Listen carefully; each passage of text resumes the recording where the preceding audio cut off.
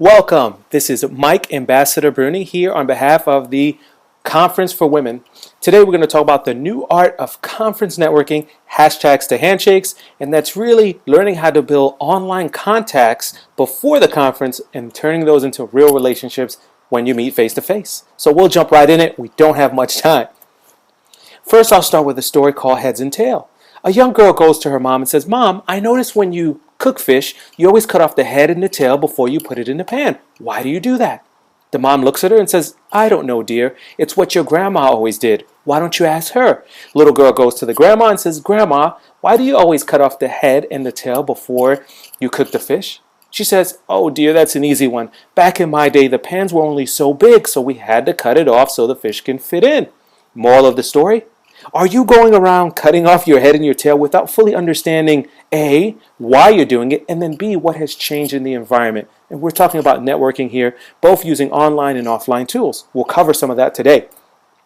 I'll start with a quote and an affirmation.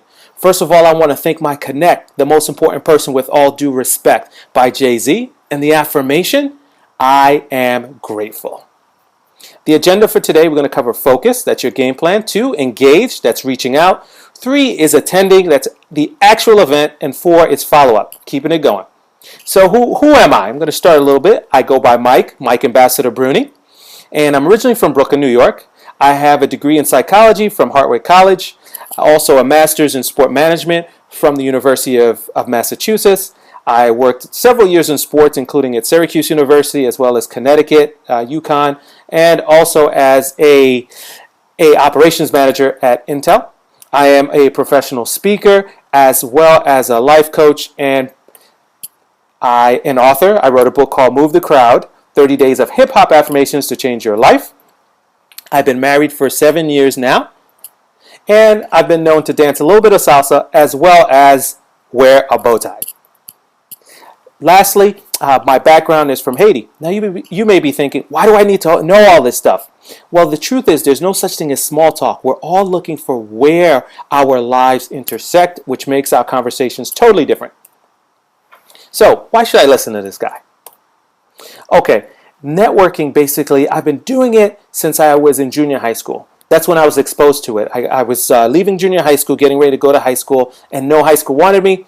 My principal reached into her network and allowed me to get connected and go to a pretty good high school. Haven't looked back since. Networking has allowed me to do several things. 1, get front row tickets to a Jay-Z concert. It's allowed me to spend 2 months studying in Jamaica, studying a tough course called Reason, Rasta, and Reggae. I know you feel sorry for me. It's also allowed me to get several different positions. I've never had to, every job that I've gotten has been through networking. Now, networking is not just about what I've gotten, but it's about what I've been able to give back. I'm very proud to say that I've created my own bow tie line or collection through networking that has allowed me to give back part of the proceeds to an organization that's near and dear to my heart, the Brooklyn Skyhawks. So, what exactly is networking? I'll start by talking about this pen. If you look to the left here, you'll see that it's a little bit tarnished. Now, if that's what your exposure was to networking, that's what you'll know, right? Tarnish. If you look to the right-hand side there, it's nice, it's shiny, the kind of shiny where you can actually see your reflection in it. If that was your exposure to networking, that's what you'll know. So depending on what you're exposed to, that's going to kind of frame how you look at networking. So I want you to keep that in mind, that there's different aspects of what can actually happen. So original definition of networking for me was he or she with the most business cards win. These are actually stacks of business cards that I've collected over time, and that is not the definition I want us to focus on today. Instead, I want us to look at redefining networking, and first by starting by throwing a hyphen right in between the word and looking at it as networking. I want you to visualize standing in front of a sea that's full with fish. In your hand, you have a net. And yes, you're hungry. So the only way for you to get fed is to take that net and put it to work. Now, each of the squares in the net represent people who know you and people that you know. So you have to understand that you have to put that to work in order for things to happen. Now, wait a minute, Mike. This sounds very one-sided.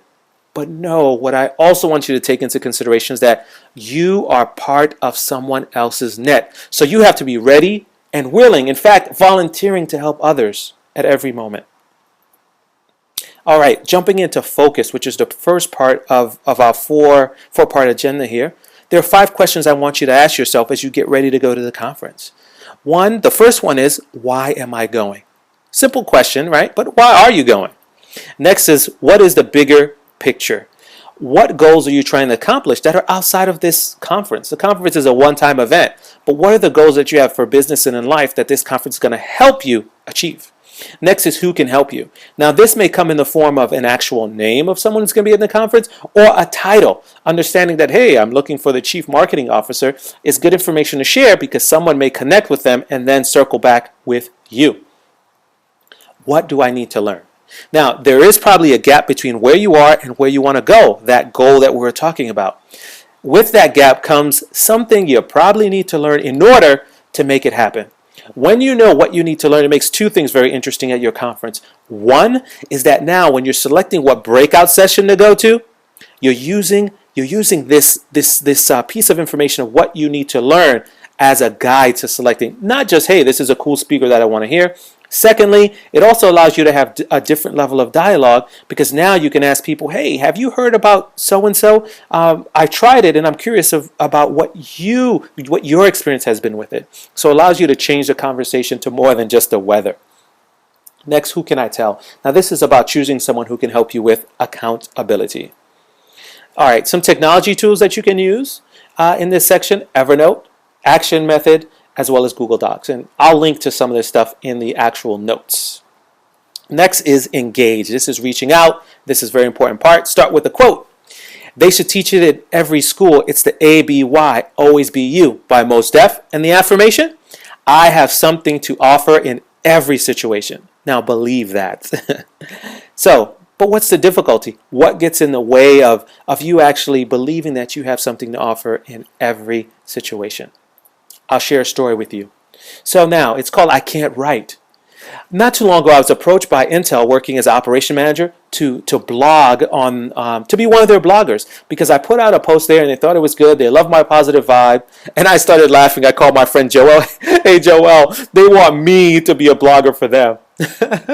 Now, what was so funny about that?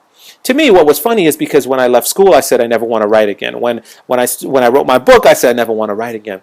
Deep down inside, it was all about the feeling that I am not a good writer. So I was living an old story. So that laughter wasn't really so funny. Question for you is, what old story are you living out that's getting in the way of you giving all you have to someone that you meet at a conference? Okay, 2 questions or concerns, if you will. One is, what do I have to offer? And the second is, who do I offer it to? So the first one, what do I have to offer? I want you to consider this acronym when you think about that. It's WHEN. W-H-E-N.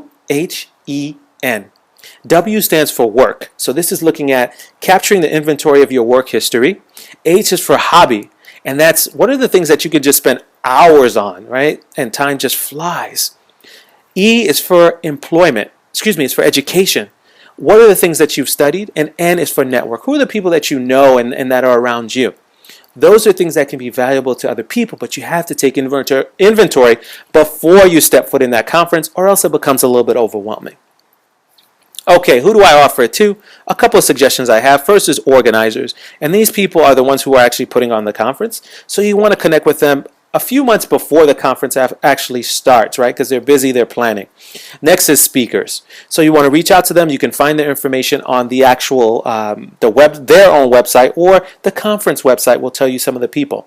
Now, very important point here is, you're not just reaching out to speakers because they're popular or you think they're cool, but you're going back to the first piece around your goals and how can you align your goals with a speaker that makes sense. Those are the people you want to connect with.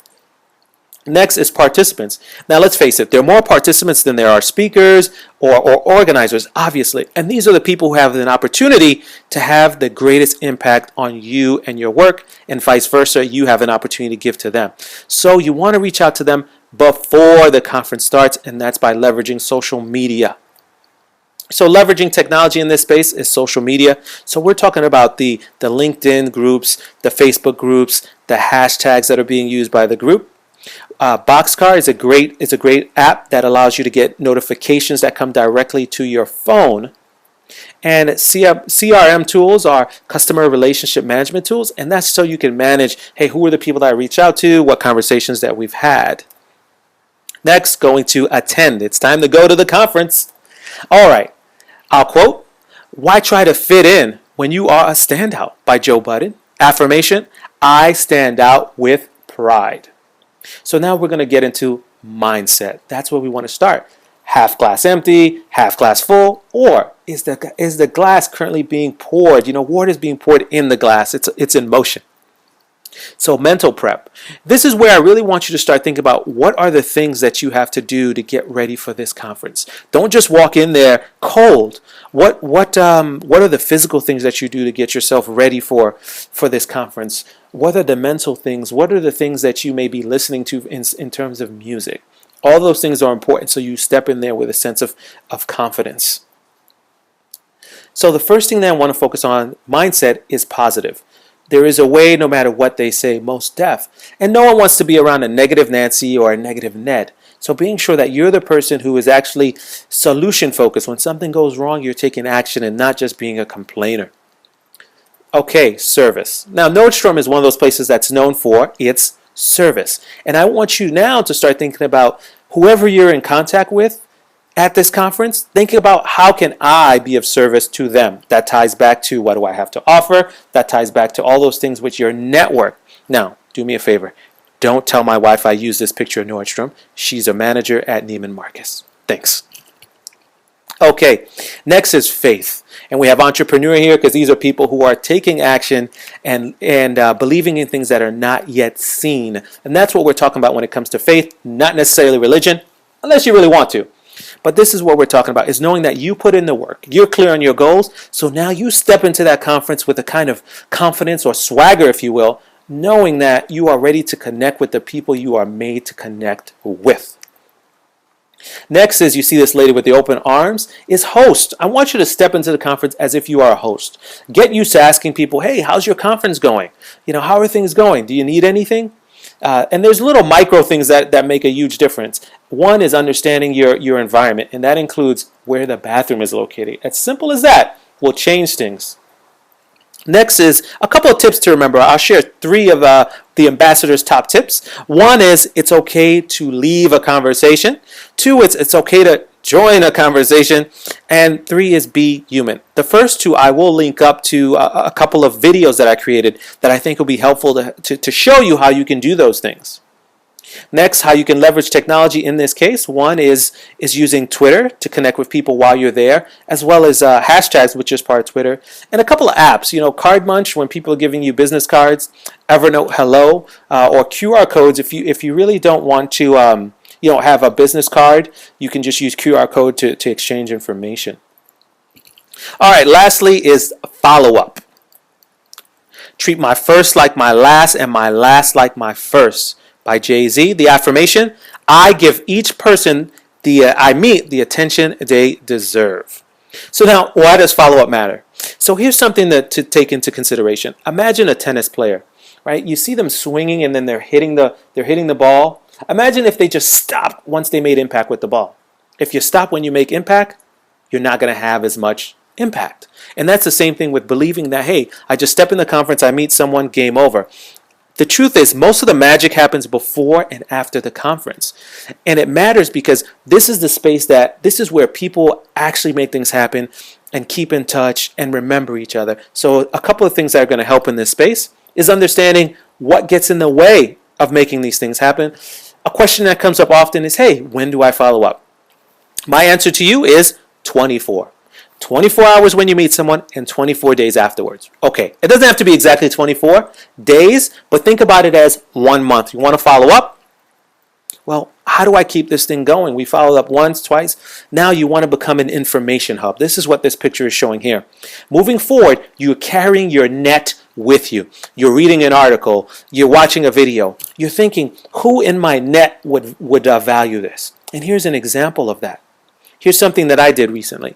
I sent a message out. Hey, Jennifer, saw this article in Entrepreneur Magazine called Regimens with Rewards Cashing In on High-Tech Fitness that I thought you would like. It's on page 27 of the July issue.